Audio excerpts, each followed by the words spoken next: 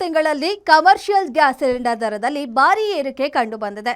ಇಷ್ಟು ದಿನ ಗ್ಯಾಸ್ ಕೊರತೆಯಿಂದ ಹೋಟೆಲ್ ಮಾಲೀಕರು ಪರದಾಟ ನಡೆಸಿದ್ರು. ಇವಾಗ ಕೇಂದ್ರ ಸರ್ಕಾರ ಗ್ಯಾಸ್ ಬೆಲೆ ಏರಿಕೆ ಮಾಡಿ ಹೋಟೆಲ್ ಮಾಲೀಕರಿಗೆ ಮತ್ತೊಂದು ಶಾಕ್ ನೀಡಿದೆ. ಇದರ ಹಿನ್ನೆಲೆ ಕೆಲ ಹೋಟೆಲ್ಗಳು ಬೆಲೆ ಏರಿಕೆ ಮಾಡಿದ್ದು ಇದಕ್ಕೆ ಭಾರಿ ವಿರೋಧ ವ್ಯಕ್ತವಾಗ್ತಿದೆ.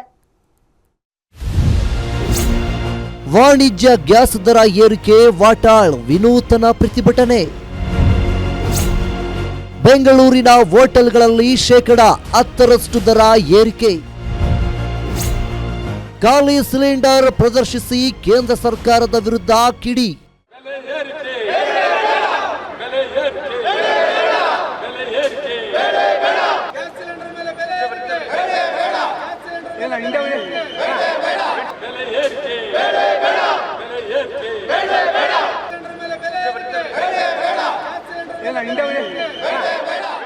ಕೇರಳ, ತಮಿಳುನಾಡು ಸೇರಿದಂತೆ 5 ರಾಜ್ಯಗಳ ವಿಧಾನಸಭೆ ಚುನಾವಣೆ ಬೆನ್ನಲ್ಲೇ ಕೇಂದ್ರದ ಬಿಜೆಪಿ ನೇತೃತ್ವದ ಸರ್ಕಾರವು ಏಕಾಏಕಿ ವಾಣಿಜ್ಯ ಸಿಲಿಂಡರ್ ಬೆಲೆಯನ್ನು 993 ರೂಪಾಯಿಗೆ ಏರಿಕೆ ಮಾಡಿದೆ.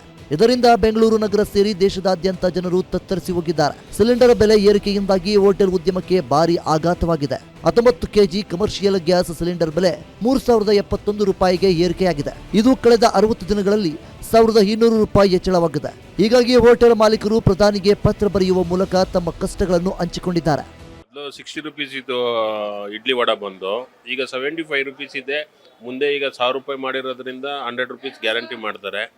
ಕಾಫಿ ಟೀ ಈಗ 35, ಮೊದಲು 25 ಇದೆ, ಈಗ 35 ಆಗಿದೆ. ಆಮೇಲೆ 50 ರೂಪೀಸು ಮಾಡ್ತಾರೆ.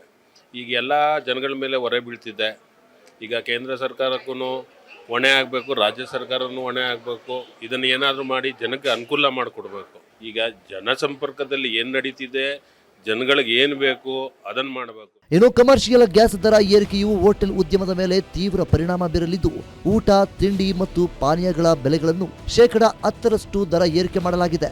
ನಗರದ ಕೆಲ ಹೋಟೆಲ್ಗಳಲ್ಲಿ ಊಟದ ದರ ಪರಿಷ್ಕಾರಗೊಂಡಿದೆ. ಹೀಗಾಗಿ ಹೋಟೆಲ್ ತಿಂಡಿಗಳ ದರ ಏರಿಕೆ ವಿರುದ್ಧ ಸಾರ್ವಜನಿಕರು ಆಕ್ರೋಶ ವ್ಯಕ್ತಪಡಿಸುತ್ತಿದ್ದಾರೆ.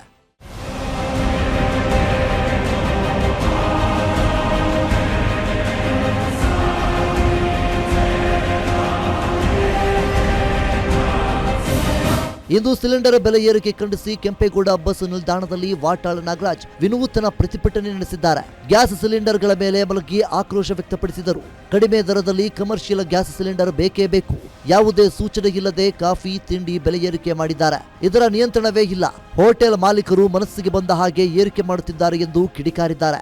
ಬೆಲೆ ಏರಿಕೆ ಬಡವರ ಪಾಲಿಗೆ, ಜನಸಾಮಾನ್ಯರ ಪಾಲಿಗೆ ನರಕವಾಗಿದೆ. ಹೇಳ್ದೆ ಕೇಳ್ದೆ ಸಿಲಿಂಡರು 600, 500 ಹುಚ್ಚಾ ಬಟ್ಟೆ ಏರಿಸಿದ್ದಾರೆ. ಹೋಟ್ಲ್ನವರು ಯಾರು ಕೇಳಲಿಲ್ಲ. ಸಡನ್ ಆಗಿ 20 ರೂಪಾಯಿ ಕಾಫಿ, ತಿಂಡಿ, ದೋಸೆ, ವಡೆ ಏರ್ಸೇ ಬಿಟ್ರು. ಯಾರು ಕೇಳೋರಿಲ್ಲ. ಸರ್ಕಾರ ಇವ್ರ ಮೇಲೆ ಕಂಟ್ರೋಲ್ ಇಲ್ಲ. ಸರ್ಕಾರ ಇವ್ರನ್ನ ಕರೆದು ಆಹಾರ ಮಂತ್ರಿ ಮಾತನಾಡಿ ಯಾಕೆ ಏರಿಸ್ತ್ರಿ, ನಿಮ್ಗೆ ಏರಿಸೋದಕ್ಕೆ ಅನುಮತಿ ಕೊಟ್ಟವ್ರು ಯಾರು ಅಂತ ಒಬ್ಬ ಮಂತ್ರಿ ಕೇಳಲಿಲ್ಲ.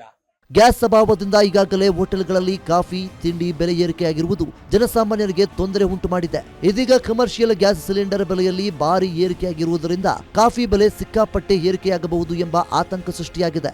ಇದರಿಂದ ಬಡವರು, ಮಧ್ಯಮ ವರ್ಗದವರು ಕಾಫಿ ಕುಡಿಯಲು ಜನ 10 ಬಾರಿ ಯೋಚಿಸುವಂತಾಗಿದೆ. Sangamesh Metre, Guarantee News, Bengaluru.